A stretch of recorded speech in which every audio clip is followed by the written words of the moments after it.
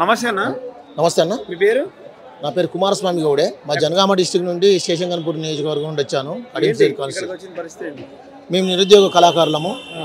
మేము ఆ రోజు దొరపరిపాలనలో భంగపడ్డలో మేమంతా ఈరోజు ఈ ప్రభుత్వం మాకు ఖచ్చితంగా జాబులు ఇస్తానన్న మాట చెప్పారు. అదే ఉద్దేశంతో అన్నకు మేము మద్దతు తెలపడానికి వచ్చాము. అదేవిధంగా స్వయం కృషితో అన్నకు ఖచ్చితంగా ఈ గెలుపుకు మేము ముందు వరుసలో ఉండాలనే వచ్చామన్న. అంటే నిరుద్యోగులు అంటున్నారు, కళాకారులు అంటున్నారు, గత ప్రభుత్వం పట్టించుకోలేదు. 10 సంవత్సరాల ప్రభుత్వం పట్టించుకోలే అన్న. అలా ఇచ్చింది 550 కానీ అలా 300 మందికి వచ్చినాయి. 300 మిగతా వాళ్ళంతా పాట ఆడరాని వాళ్ళే. సరే ఎవరైతే అంతా అయిపోయింది. కానీ ఇప్పుడు మాకు ఆ రోజు ఇంకొక 1000 ఉద్యోగాలు చేయంటే ఈ బాధ ఉండపు.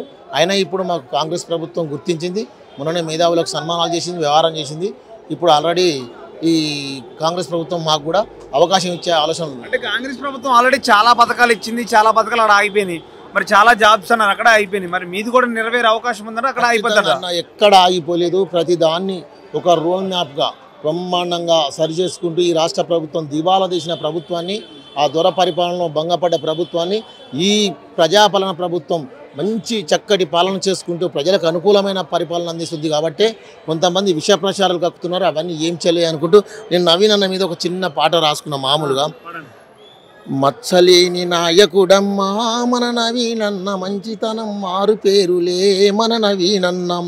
మచ్చలేని నాయకుడమ్మా మన నవీనన్న, మచ్చలేని నాయకుడమ్మో మన నవీనన్న. జూబ్లీహిల్స్ గడ్డ మీద పుట్టిన మా నవీనన్న, పేదోళ్ళ గుండెల్లో నిలిచిన మా నవీనన్న. పేదలంటే పడి చేస్తాడే మా నవీనన్న, అందరితో కలిసి ఉంటాడే మా నవీనన్న, అందరితో కలిసి ఉంటాడే మా నవీనన్న. మచ్చలేని నాయకుడమ్మా మా నవీనన్న, మంచికే మారు పేరులే మా నవీనన్న. అన్న రీసెంట్లీ ఏంటంటే ఇవాళ తెలంగాణ రాష్ట్రం చిందించ ముందుకే ఈ శ్రీశైలం యాదవ్ అన్న ఉమ్మడి ఆంధ్రప్రదేశ్లో ఎన్టీ రామారావు పీరియడ్ కంచెనే రాష్ట్ర వ్యాప్తంగా తెలుగుండాలంటే లేరు. ఇవాళ ఈ దగాకోరులు చేస్తున్నటువంటి పనులు జనం అందరికి తెలుసు. మీరు ఏం మాటలు ఇచ్చిండ్రు, ఏం వాగ్దానాలు చేసిండ్రు. తెలంగాణ పబ్లిక్ ఎంతమందిని మీరు మోసం చేయాలంటే నయవంచకుల వంశం అంటే మీదైగా మీ కల్వకుంట్ల కుటుంబమే. వాస్తవానికి తెలంగాణ రాష్ట్రం ఈ తల్లి సోనియా గాంధీ రాష్ట్రాన్ని ఇచ్చి ఎంతో త్యాగం చేసినటువంటి గొప్ప తల్లికి నిజంగా మీ మీడియా తరఫున మేము సెల్యూట్ కొడుతున్నాం. రియల్గా చెప్పాలంటే ఆ రోజు కేసీఆర్ ప్రభుత్వం ఇచ్చినట్టు వాగ్దానాలు ఏ ఒక్కటి నెరవేరలే. ఆయన ఏం చేసినా కమిషన్లకు తర్వాత మన మొత్తం టోటల్గా దోసుకునుడు తప్ప ఇవి ఏం లేవు. పేదవాళ్ళకి చేసింది ఏం లేదు. పేదవాడనే వ్యవహారం మాత్రం బీదవాడిగానే మారింది ఆయన న్యాయంలో. ఇప్పుడు మీరు చూస్తాను ఇక్కడ హైడ్రా అని చూస్తా ఎన్నో నాటకాలు ఆడతాం. హైడ్రా అంటే కనీసం వాళ్ళకి ఏమైనా తెలుసా? 10 ఏళ్ళ పరిపాలన చేసిండ్రు. హైదరాబాద్ను టోటల్గా ముంచుతాను, ఇక్కడ వరంగల్ కూడా ముంచుతానికి. అంటే అక్రమ కట్టడాలు, అక్రమ వ్యవహారాలు. అక్కడికి వెళ్ళి వచ్చిన ఈ దొంగ ముసుగులో ఎవరైతే తెలంగాణకు వ్యతిరేకమైతే ఉన్న వ్యక్తులను అందరినీ పార్టీలో తీసుకొని ఇవాళ తెలంగాణ కోసం పాటుపడ్డ పిల్లలందరినీ దూరం కొట్టి, విద్యార్థులను దూరం కొట్టి, అమరుల కుటుంబాలను దూరం కొట్టి, కవులు కళాకారులను ఆగం చేసి ఎంతోమందికి వెన్నుపోటు పోసినటువంటి ఈ కుటుంబాలు ఇవాళ రియల్గా చెప్పాలంటే ఎక్కడ చెప్పుకోవడానికి వాళ్ళు అరువులు కాదు. నేను ఫుల్లా చెప్తానమన్నా. ఈ దొంగల వ్యవహారంలో ప్రజలు ఖచ్చితంగా తెలుగుతూనే ఉండే మొన్న 10 ఏళ్ల పాలన అంతమోదించిళ్ళు. ఇంకా బుద్ధి ఉండలేక వాళ్ళను రౌడీలు గుండాలను ప్రజాక్షేత్రంలో ఉండుకు ప్రజలకు మంచిగా అనుకూలంగా ఆపద అంటే సంపద అంటే రాత్రి అంటే పగలంటే వాళ్ళకు అనుకూలమైన పనులు చేసుకుంటా ఇవాళ వ్యవహారం చేస్తా అంటే వాళ్ళను దొంగలు లంగలు మీరన్నంత మాత్రాన వాళ్ళు గారు.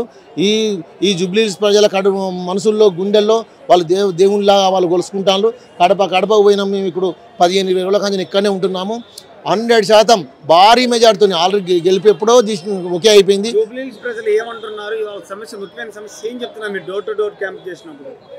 ప్రతి వ్యక్తి మాకు అన్న తోడబుట్టిన అన్న లెక్క, మాకు తోడబుట్టిన మామ లెక్క. వాళ్ళ కుటుంబం ఒక ప్రజాక్షేత్రంలో ప్రజలకు సంబంధించినటువంటి ప్రతి ఒక్క పనిని మాకు ఆపదంటే సంపద అంటే మా పిల్లలకు చదువులు అంటే మా ఆడపిల్లలకు సుత ఏమన్నా ఆరోగ్యరీత్యా కావచ్చు. మొన్న శ్రీమంతాలు 3000 మందికి సుత వాళ్ళు చేరదీసి అందరికీ ఒక కాడ పెట్టి బ్రహ్మాండమైన కార్యక్రమం చేసినటువంటి గొప్ప కుటుంబం అంటారు తప్ప వీళ్ళు ఉచ్చా మాటలు మాట్లాడటం ఎవరు నమ్మే పొజిషన్ లేదు. వాళ్ళు దుకాణం బంద్ చేసుకోవాలి. నిజంగా చెప్పాలంటే ఈ కేటీఆర్ అనేట ఆయన ఇంకా 10 ఏళ్ళ పరిపాలనలే భ్రమల్లో ఉన్నాడు. కేటీఆర్ బాబుకు శాతం అయితే లేదు. వాస్తవం నేను 2001 కాంచెని కూడా ఉద్యమంలో పనిచేసిన వ్యక్తిని. 2016 దాకా నేను ఉన్న ఎక్కడ మాకు 10 రూపాయలు ఖర్చు పెట్టుకొని నష్టపోయినాం తప్ప ఏనాడు ఈ రాష్ట్రంలో పనిచేస్తే ఎవరికి నా ఒక్కరికే కాదు, తెలంగాణ 33 జిల్లాల రాష్ట్రంలో ఉన్నటువంటి ప్రతి ఒక్క కళాకారుడు ఆగమైపోయిన వాళ్ళు ఉన్నారు, ప్రతి ఒక్క నిరుద్యోగ ఆగమైపోయిన వాళ్ళు ఉన్నారు. నేనేమంటున్నంటే ఏదేమి చేసినా ప్రజలు మిమ్మల్ని నమ్మే పరిస్థితి లేరు.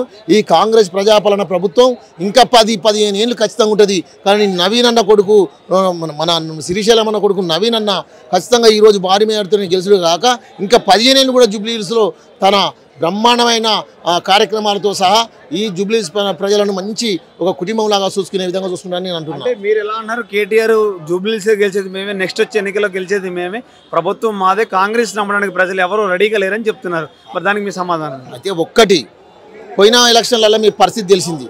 మీరు ఎసొంటి డబ్బులు గేమ్ ఆడతారంటే మీ అవకాశాల కొద్దీ మీ బ్రతుకులు మీ ఆస్తులు కాపాడడానికి మీరు ఏదైనా చేస్తారు, జనం తెలుసుకున్నారు. ఏముంది, మీరు 2023లో మీరు డిపాయిట్ కోల్పోయినరు, ఒక ఎంపీ సీట్ అని వచ్చిందా అంటే మీరు ఆటోమేటిక్ సిటీలో ఏం చేసిండ్రు, బీజేపీ వల్ల కట్టబెట్టిండ్రు. ఇవాళ మీరు కూడా ఇప్పుడు ఇక్కడ కూడా జూబ్లీ హిల్స్లో ఆల్రెడీ ఏదో పేరు కట్టున్నాడు కానీ మన ఒకటే అనుకున్నట్టే ఉన్నారు. ఏ మనం ఒకటన్నా అదంతా కాదు. ఈ కండవ కప్పుకున్న టీఆర్ఎస్ వ్యక్తులు కూడా ఈ కండవ కప్పుకున్న టీఆర్ఎస్ వ్యక్తులు కూడా నవీనన్న నీకే ఓటెత్తాం కానీ ప్రస్తుతానికి వేసుకున్నాం అని చెప్తాను. మాకు చెప్తే చాలామంది మాకు గడప నవీన్. అందుకే మేమేమంటున్నాం అంటే కేసీఆర్ ఏందయో కేటీఆర్ ఎగిరెగిరి పడుతున్నాం మీరేమో చేసినట్టు, ఏందయో కేసీఆర్ తెలంగాణ త్యాగదనుల సోనియమ్మ చూసింది తల్లి సోనియమ్మ మనకు తెలంగాణ ఇచ్చింది, ఇచ్చిన తెలంగాణలోన ఏలినోళ్ళు మీరే కదా. ఈ కాంగ్రెస్ పాలన ఈ కాంగ్రెస్ పుణ్యాన బతికి బట్ట గరితిరయ, ఏందయో కేసీఆర్ ఏందయో కేటీఆర్ ఎగిరెగిరి పడుతున్నారు మీరేమో చేసినట్టు, ఏందయో కేటీఆర్. కాంగ్రెస్ పాలనపై నిందలెట్ల వేస్తారా, త్యాగదనుల పార్టీ అంటే కాంగ్రెస్ పార్టీయం. ఈ బిల్లా రంగులకి ఇంకా రోజులు దగ్గర పడ్డాయి, 10 ఏళ్ళు ఏలినారు ఉన్నదంతా దోసినారు, ఏందయ్యో కేటీఆర్ ఏందయ్యో కేసీఆర్ మీరేమో చేసినట్టు ఎగిరెగిరి పడుతున్నారు, ఏందయ్యో కేటీఆర్. మీ పాపాలు పోవాలన్న పుణ్యం మీకు దక్కాలన్న సోనియమ్మ కాళ్ళు గడిగి నెత్తిన మీరు తల్లుకోండ్రి, ఈ తెలంగాణ ప్రజల ముందు మీ తప్పును ఒప్పుకోండ్రి, ఈ ప్రజాపాలనపై ఇక నిందలేసుడు మానుకోండ్రి, ఏందయ్యో కేటీఆర్ ఏందయ్యో కేసీఆర్ ఏమేమో చేస్తున్నారు, ఏందయ్యో కేటీఆర్. నిజంగా చెప్పాలంటే జనం నమ్మే పొజిషన్లో లేరు. ఇంకేదో నువ్వు ఏదో చేసాలైతే కాదు, నిన్ను నమ్మే పొజిషన్లు అస్సలకే లేరన్నా.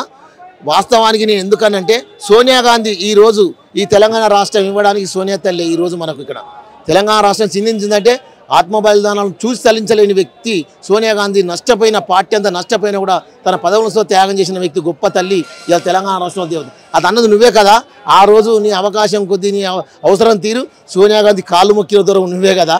అసెంబ్లీ సాక్షిగా ఎస్ సోనియా దేవత అని ఆ రోజు సాక్షిగా చెప్పి అసెంబ్లీ సాక్షి చెప్పావు. తర్వాత కొన్ని రోజుల తర్వాత నీకు పడపోతే దయ్యం అని అన్నావు. అంటే నీ అంత అవకాశవాది ఇంకో ఉన్నారా? అందుకే నువ్వు ఏం చేసినా నువ్వు చేసింది ఏం లేదు. నువ్వేం చేసినా ఇప్పుడు ఆ పరిపాలన గాడి తప్పిన ఆ 10 ఏళ్ళ పరిపాలన చక్కబెట్టడానికే కాంగ్రెస్ ప్రభుత్వం ఈరోజు కంకణబద్దులుగా ఇవాళ రేవంత్ రెడ్డి గారు కానీ కాంగ్రెస్ పెద్దలు కానీ సోనియా గాంధీ గారు రాహుల్ గాంధీ గారి అనుసారానుసంగా బ్రహ్మాండమైన రోల్ మ్యాప్గా రాష్ట్రాన్ని చీర్తీర్చే వ్యవహారం చేస్తాను. మీరు ఎన్ని ఆటలు ఆడినా మీ బినామీ ఆస్తుల కోసం పాకులాడతాను కానీ ఇక్కడ జనం తెలియకలు అయినరు. ఖచ్చితంగా మీకు కర్రు కాల్చి వాత పెడుతున్న మీ పార్టీ రూపకంగా నామరూపం సుధలు లేకుండా పోయే పరిస్థితులు ఏర్పడ్డాయి. మీరు ఎన్ని చేసినా చెల్లరు. కాంగ్రెస్ పరిపాలన ఇంకా 10 ఏళ్ళు కొనసాగుతుందంటూ ఇక్కడ నవీన్ అన్న భారీ మెజార్టీతో గెలుతాడు. 15 ఏళ్ళు కూడా అన్నే జూబ్లీ హిల్స్లో బ్రహ్మాండమైన జెండా ఎగిరేసి ప్రజల పక్షాన్ని నిలబడతానని కోరుకుంటున్నాను. నా యొక్క పేరు గంధం సుమన్ మాదిగ, తెలంగాణ దళిత రిజర్వేషన్ పోరాట సమితి రాష్ట్ర వ్యవస్థాపక అధ్యక్షుడు గంధం సుమన్ మాదిగ మాట్లాడుతూ ఈరోజు జూబ్లీ హిల్స్ ఉప ఎన్నికలో నవీన్ అన్న గారికి అస్సాం గుర్తు కాంగ్రెస్ పార్టీకి వెళ్ళి గెలవాలని చెప్పి మేము దళిత సంఘాలకు వెళ్ళి కూడా సంపూర్ణంగా మద్దతు ఇచ్చి అన్ని జూబ్లీ హిల్స్ నియోజకవర్గంలో ప్రతి ఇంటికి ప్రచారం చేసి విజయవంతంగా గెలవాలని కోరుతున్నాం. ఏం చెప్తున్నారు మీరు చేసినప్పుడు ప్రజలు డోర్ టు డోర్ క్యాంపెయినింగ్కి వెళ్ళినప్పుడు ఏం చెప్తున్నారు ప్రజలు? ఖచ్చితంగా మన బీసీ బహుజన నాయకుడు కాబట్టి ఖచ్చితంగా అన్నను గెలిపిస్తే ఇక్కడ స్థానికుడు ఇంకా కొంత అభివృద్ధి అయ్యే అవకాశం ఉంది అంటున్నారు. కాంగ్రెస్ ప్రభుత్వం వ్యతిరేకత ఉందంటున్నారు కదా, గెలిచే అవకాశం ఉందంటారా? కాంగ్రెస్ పార్టీ వ్యతిరేకత అంటే కామన్గా ఏమంటారు వేరే పార్టీలు చెప్పుకుంటాయి, కానీ ప్రజల లోపల బస్సు పెట్టినందుకు మహిళలు ఎంతోమంది సంతోషపడుతుండ్రు, ఇందిరమ్మ ఇండ్లు ఇస్తుండ్రు. సన్న బియ్యం ఇస్తున్నారు. ఆ విధంగా పథకాలు ముందుకు పోతున్నాయి కాబట్టి జనం లోపల మాత్రం కాంగ్రెస్ వ్యతిరేకత కనిపించడం లేదు. నవీన్ యాదవ్ ఎంత మెజారిటీ గెలుస్తారంటారు? మెజార్టీ అనేది ఇంకా ప్రజలు ఓట్లేసిన దాన్ని బట్టి మనం అప్పుడు చెప్పడానికి వస్తుంది కాబట్టి ఇప్పుడు దానికి పెద్దగా అంచనా ఏ విధంగా ఆలోచన. Thank you.